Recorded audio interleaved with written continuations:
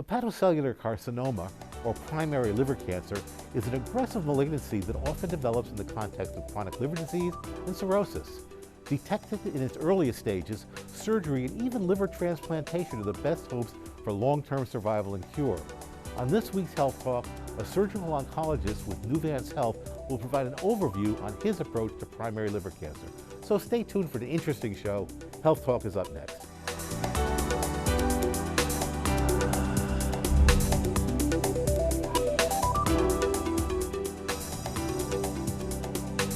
Hello, I'm Dr. Eric Mazer. Today our topic is hepatocellular carcinoma, or liver cancer. Joining me is Dr. Ramanathan Seshadri, a surgical oncologist with Nuvance Health and relatively new to the system. Welcome. Welcome to New England. Thank you for having me. And you were here for all the snow, too. You came from down south. Yeah, 3 snowstorms, but I'm hanging in there. I did do, my earlier training in general surgery in the Northeast. So I was in Boston, and then I went to Chicago after that. So not quite, new to the snow, but I did get a little spoiled being in North Carolina for a while. I was there for about 8 years, and now I'm back. Well, it's so good to have you, and I know that one of the things as a surgical oncologist and as somebody who deals with this kinds of things, these are big operations that we're talking about, and we'll get into that a little bit later. But first I wanted to just deal with a misconception that so many people out there have, and that is that we're talking today about liver cancer. That is cancer that arises from the cells in the liver. That's very different than metastatic liver cancer, isn't it? Yes. Maybe you could describe for folks at home how they're different. Oh, absolutely. So when you talk about primary cancers in the liver, as you alluded to, there are 2 kinds. One is the kind of tumors that originates from the cells in the liver. Those are known as hepatocytes. So the tumor is then called as hepatocellular carcinoma. The other kind is where, because the cells make this fluid called bile, bile is like a detergent that helps break down food that's typically rich in fat. The way the bile gets out of the liver is it's almost like there's a tree growing within the liver, and those are known as bile ducts. And you can develop cancers within the bile ducts also, and those are known as cholangiocarcinoma. So those 2 entities would comprise primary liver cancers. Metastatic cancers to the liver, now the main reason why they occur is because the liver is located in the right upper part of your abdominal cavity, and it acts as a major filter. So all the blood that comes from the lower half of your body, as well as in your abdomen itself, it filters through the liver and then makes its way back to the heart. So if there are cancers, let's assume that there's a cancer in the colon, it finds its way, through the blood into the liver, and it can form a nest within the liver, and that's how you have lesions that form in the liver. So those are considered as metastatic lesions in the liver.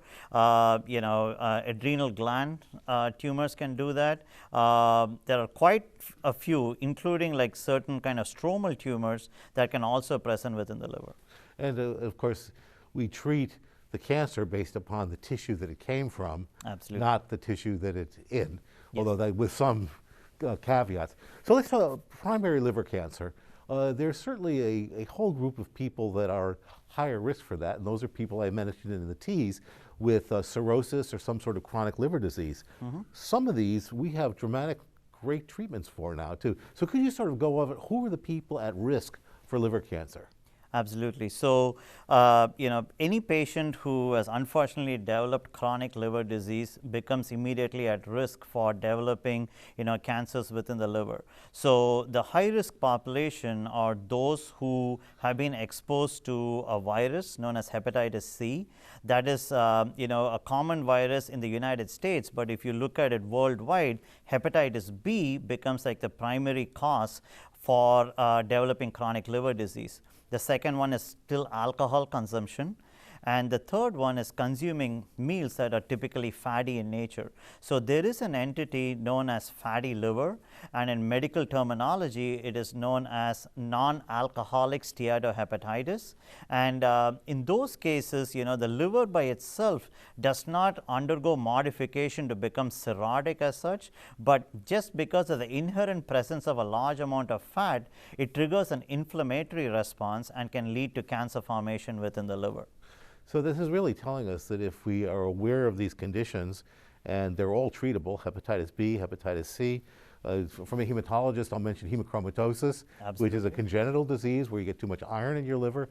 These are very treatable before you get cirrhotic. So maybe you could say a couple of words about the fact that we can prevent so much that, or alcohol is another one that we can prevent by giving up alcohol. So, leading a healthy lifestyle, obviously, being careful with the amount of alcohol, one can take, and then watching what you eat, all of it plays a big role in, protecting your liver.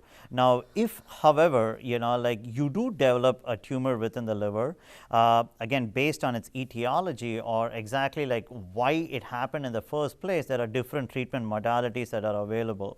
And this day and age, and Nuance Health, we offer treatments that are minimally invasive in nature, so you don't end up with a big scar.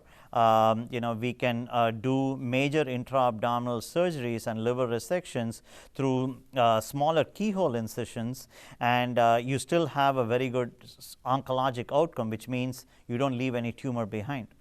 So this is really presuming that you can catch the liver cancer early enough that it is resectable, and I know there are standards for that, I guess 3 centimeters, three or fewer lesions or something like that.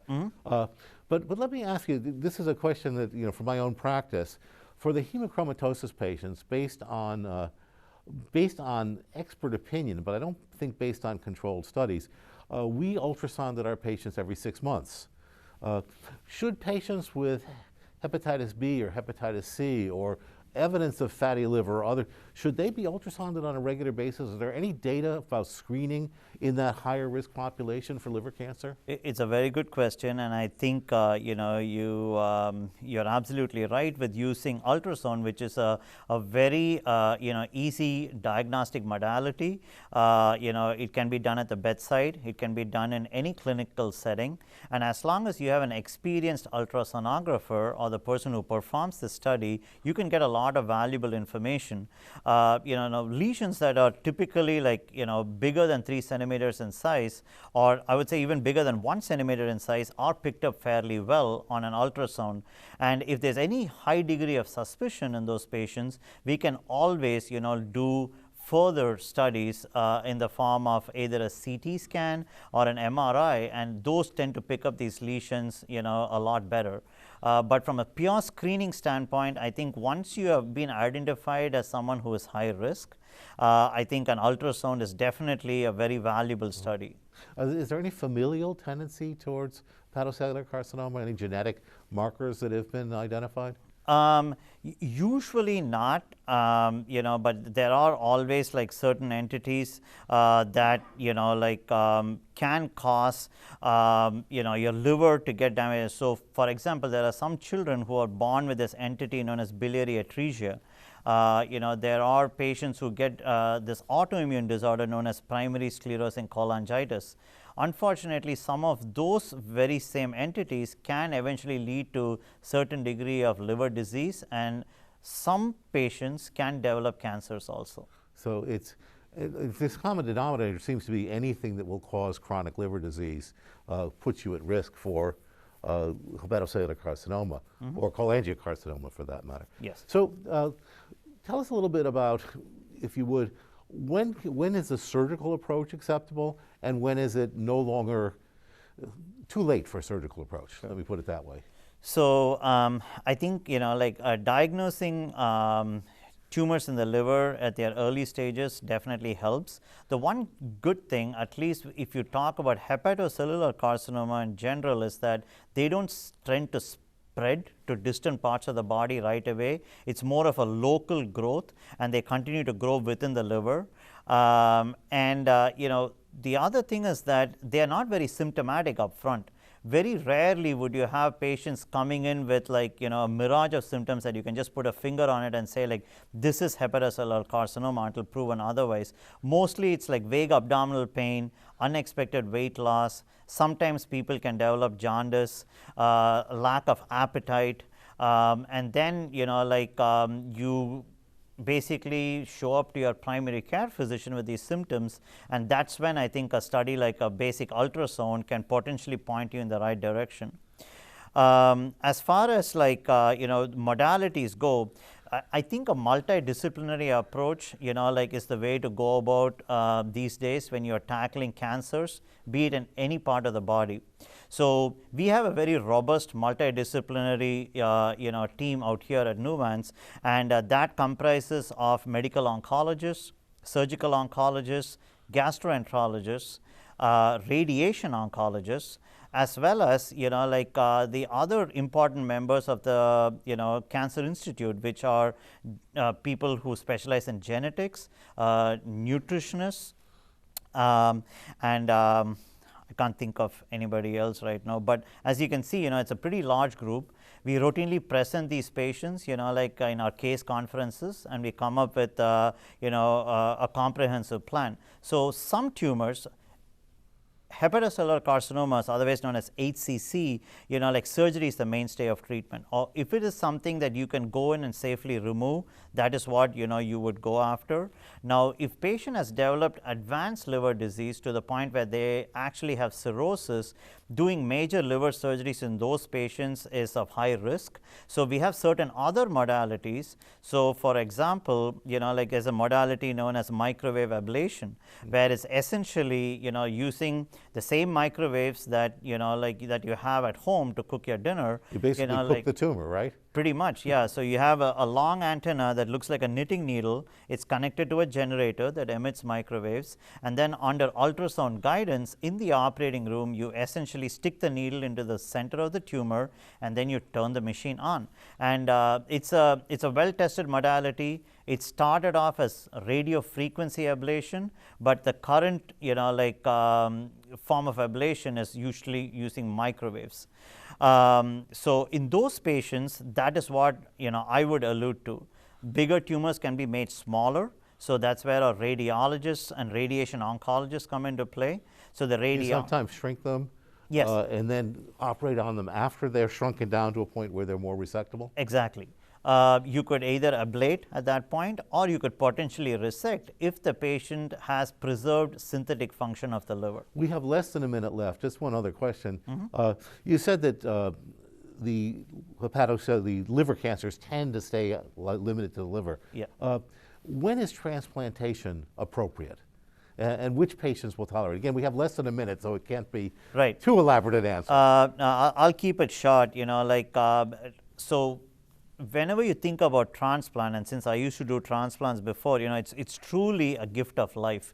So, and we don't have as many organs for everybody. So there are some very strict criteria that certain centers in the country will follow, and transplant is an option, but there are a lot of specifics that we can go into at a later point in time.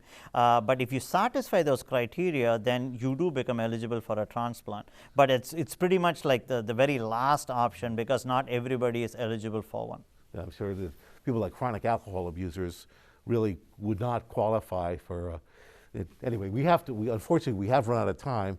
There are so many more questions I'd like to ask. I want to thank our guest today, Dr. Ramanathan Seshadri, for joining us on Health Talk. And thank you for watching. Remember to share your questions and comments by emailing us at healthtalk@nuvancehealth.org. See you soon.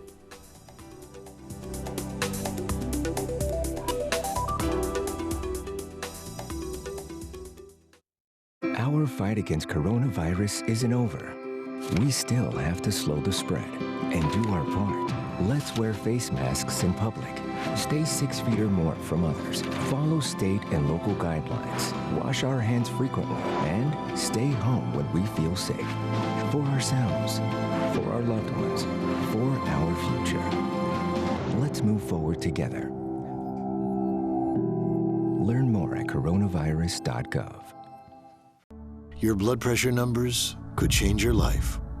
A lot of people don't understand, including myself, I didn't, now I do, the impact of having a stroke. My memory is shot. When I woke up, I couldn't speak. If I would have followed a treatment plan, I would not be in this situation. It's a tough journey, Lowering your high blood pressure could save you from a heart attack or stroke. If you've stopped your treatment plan, restart it or talk to your doctor about creating one that works better for you. Start taking the right steps at manageyourbp.org. It's a new life, but I'm gonna make it better. Coming back. Ask your doctor, check your blood pressure.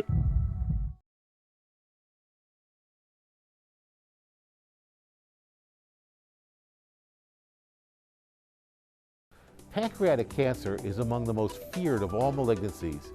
Treatments can be difficult and cures are relatively uncommon.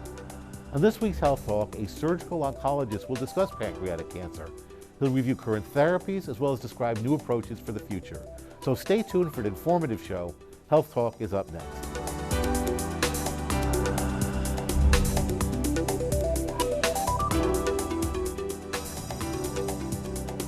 Hello, I'm Dr. Eric Mazer. Joining me is Dr. Ramanathan Seshadri. He's a surgical oncologist with Nuvance Health. He'll discuss pancreatic cancer and the latest therapeutic approaches to this difficult malignancies. Seshadri, welcome back. Thank you. Ram, I'm sorry. Welcome back, and it's so good to have you. These are tough diseases that we're talking about that you deal with. Definitely are. So pancreatic cancer, I mean, that's the one, I guess, as a medical oncologist, I probably hated the most, because there was so little we could do. We could give a little we used to give some radiation and fluorouracil, and maybe get a few months of better survival out of it. But what's going on with pancreatic cancer these days? Maybe start off. Who's at risk? We do know some risk factors. Yes. So in general, patients who have pancreatitis because of unhealthy eating habits, people who are diabetic are more prone, people who smoke or drink alcohol can be prone to it, as well as there are some familial entities that can actually put you in the high risk category for pancreas cancer. So that there are some behavioral modification things that we can do to prevent it. And I think that I'm always fascinated by smoking, because it almost seems like almost any malignancy we talk about, smoking gets in there somehow. Yes. And even though intuitively the pancreas is well hidden from the smoke, it's still a risk factor. I think it's mostly because of the fact that it damages the really small capillaries, and there is something to say about that with respect to pancreas and the development of cancer. So I think that is how it indirectly plays a role. But I would still strongly advise for everything in general, if you do smoke, try and stop and do the best you can. I couldn't agree with you more. It's like poisoning yourself on a regular basis. Yeah. The pancreas is a difficult organ in the sense that it sort of sits deep in our abdomen. A lot of people may not even know what it does. It gives digestive juices and produces insulin. Things can grow there and you don't feel anything.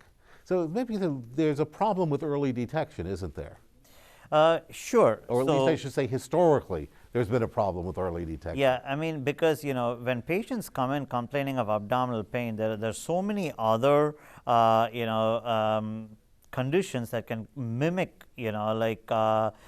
pain or can cause it, that pancreas cancer doesn't immediately come to your head. However, if you put a constellation of symptoms together, so someone who has vague abdominal pain, who's has unintentional weight loss, suddenly feels like their sugars are not being well controlled, or they feel like they went to a physical and now their sugars are a little bit more on the high side. I think these are some telltale indications that potentially something could be going on with your pancreas. Again, the first person to see this would be a primary care physician, but I think in this day and age, all the primary care physicians, and I really applaud what they do on a daily basis, they immediately refer the patient to the gastroenterologist, and the gastroenterology focus on this, especially from an interventional standpoint, has significantly advanced over the last several decades. So we as surgical oncologists also rely on them, other than just cross-sectional imaging, to help us diagnose pancreas cancers.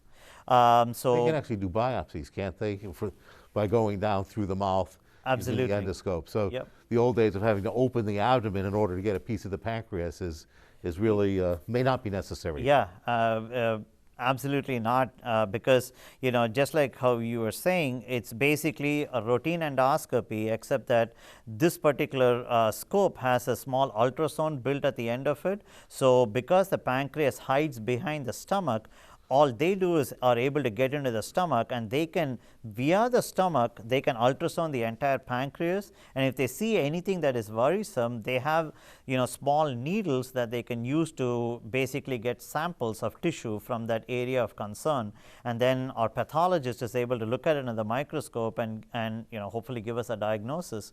So that really has helped early detection of these tumors. And with respect to pancreas cancer, the earlier you find it, the better your 5-year survival rate is going to be. And that really is, why don't we do CAT scans like we do mammograms for breast cancer?